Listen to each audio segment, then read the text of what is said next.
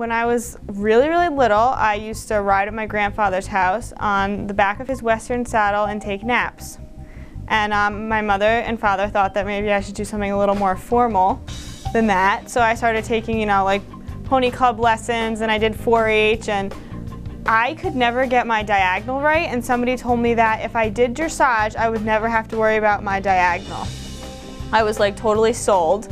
And it actually just so happened that I really do enjoy dressage. And I got my first working student position when I was 10 or 11, and I, did the usual like clean toilets and whatever I needed to do just, for my riding lesson. I actually used to hack my pony like 2 miles to this farm every morning, work all day, get my lesson, and then hack him back.